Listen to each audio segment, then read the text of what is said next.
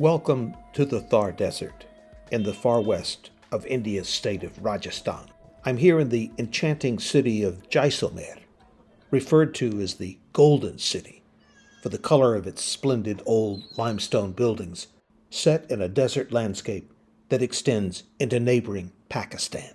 I flew here yesterday from Jaipur in a turboprop plane landing at Jaisalmer's small airport, which shares space with an Indian Air Force base. And from the moment you get here, you feel like you're on the edge of the Rajasthani frontier. There's a lot to see in Jaisalmer, including one place that stands above everything else, the hilltop fortress built by the Rajput ruler Jawal Jaisal.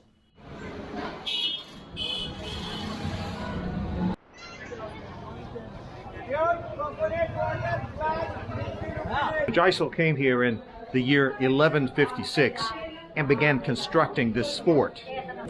It's popularly believed that a sage led him to this place after telling him that Krishna had prophesied that a kingdom would arise off the top of this hill isolated in the desert. Of the city's 80,000 residents, nearly 20,000 of them still live inside this fort.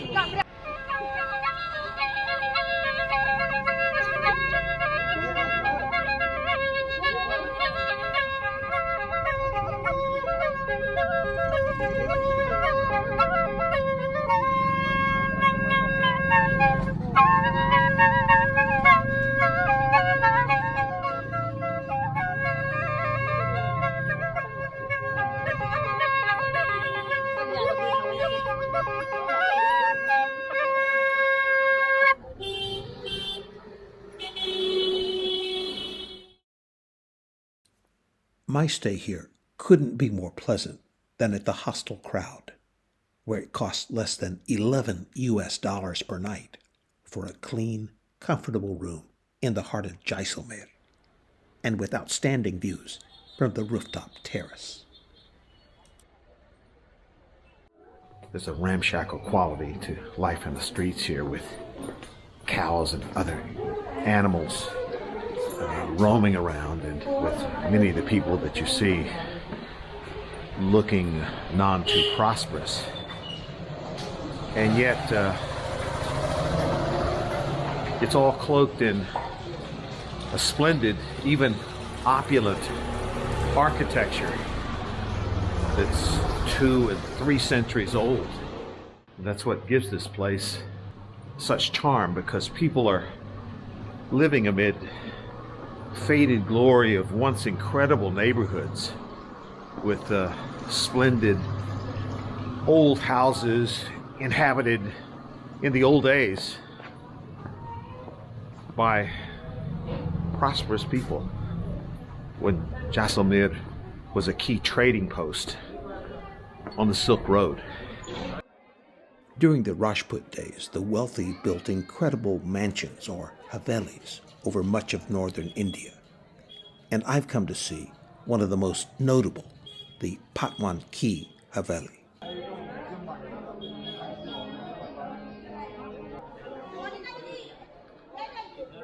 I'm here in the main Haveli, the one created by the patriarch of this family for himself after having passed through one of the Havelis that belonged to one of his sons. Thank you. I don't exactly know what that was about. The gentleman just passed me a ticket, which I'd already paid for. But perhaps it's related to this, and I'll just tell you this story very quickly. But when I arrived here at the main Haveli, I was very surprised that practically nobody is inside.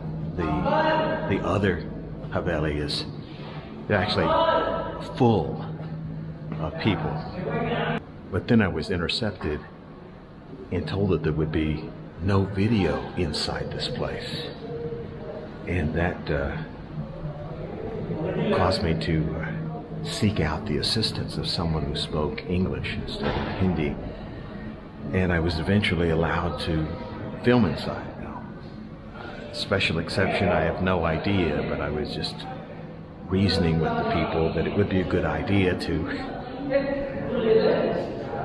let people view videos of the place and maybe they would want to come here. And that argument seemed to work. But no matter, I'm inside and I am able to shoot video inside. And it is an incredible place, by the way.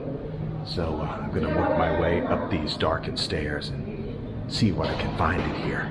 Besides being lavish, the buildings in this compound have two main characteristics in common. They were built for solitude, closed off from the streets, and with thick walls to ensure peace and quiet.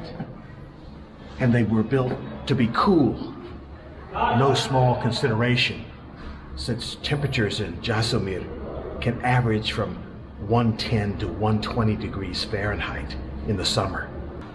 It's empty, largely, at least what I'm seeing so far.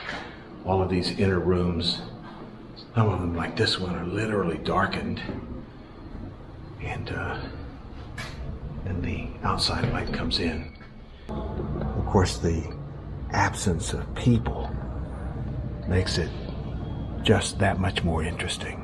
I've got to say, I'm very impressed so far.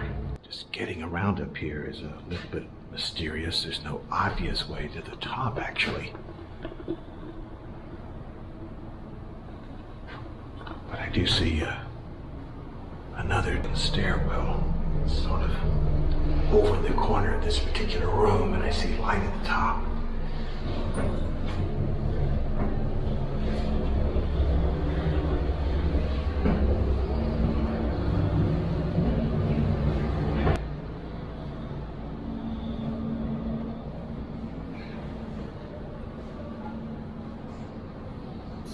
And it leads to an outdoor enclosure, which leads into another outdoor enclosure. I see it's been protected by bird wire. I'm going to try to reach up on this wall and see if I can put the camera over.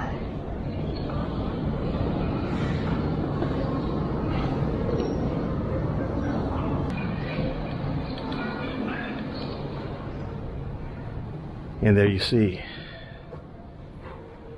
the view off this inner terrace. But there appears to be no way to get to the topmost terrace, at least from where I am, so I'm going to continue the search.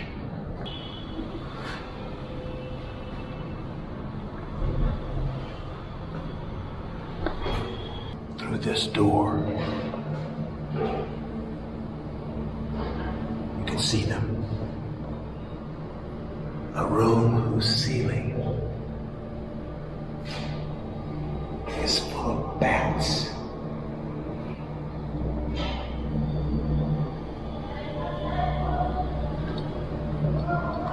Okay then, that's as much as I'm going to tempt fate. I'm leaving the bat room.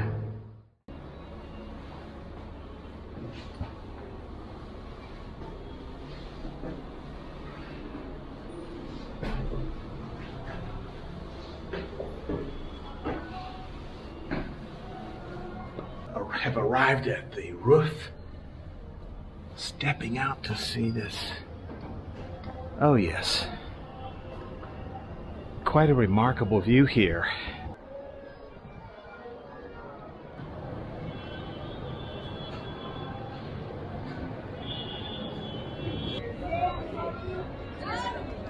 There's no one here. Literally no one. Just me and my 200-year-old mansion looking out at Jaisalmer Fort.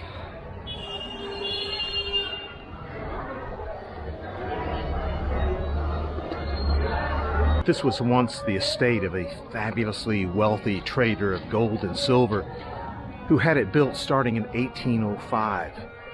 It's said that it took 55 years to complete it. Of course, it wasn't built for a single man, but for successive generations of his family. The patriarch who built it had 5 sons, and there were not one but 5 havelis in this complex, with the main one, where I am now, being the oldest and largest of the Jaisalmer havelis.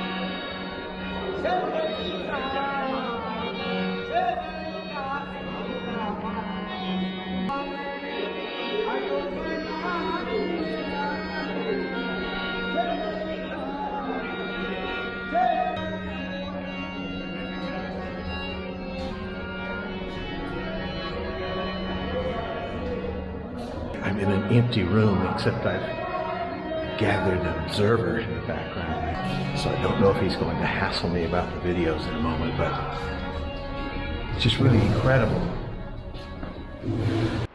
Well, the beret-wearing person did tell me in a kind of non-verbal language that I could no longer take video. Since I had already finished with my last piece of video, I didn't object. In fact, I guess all in all, I consider that whole experience very fortunate to be able to be left alone for upwards of an hour until my heart's content.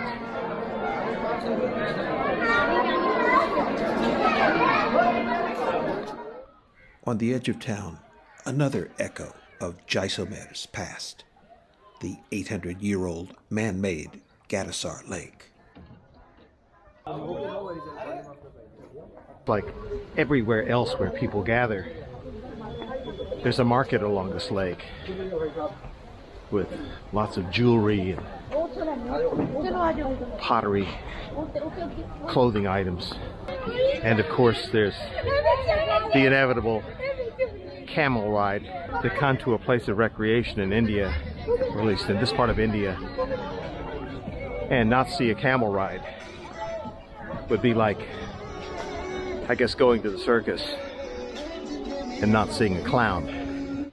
This lake was built by the Maharaja Jaisalmer at the turn of the 13th century. It hasn't served as a water source for Jaisalmer for a very, very long time. Jaisalmer gets its water these days from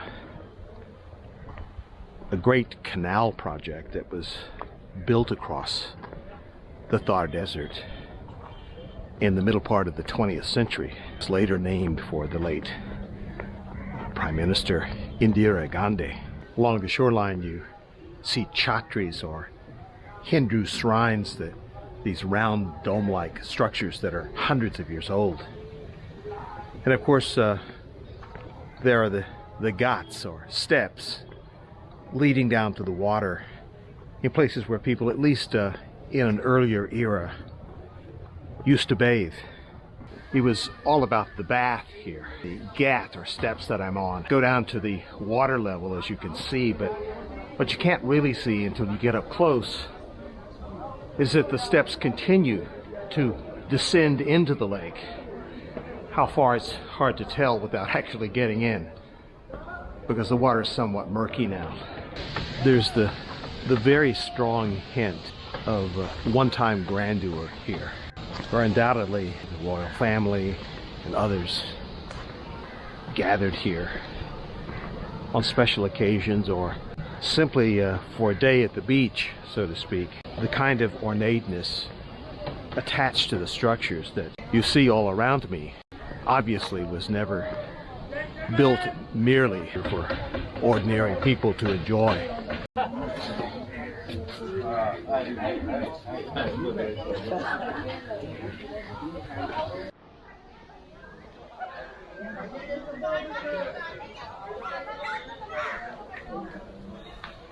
I don't know that you would have noticed, but many of the quote-unquote tourists who come here are from India.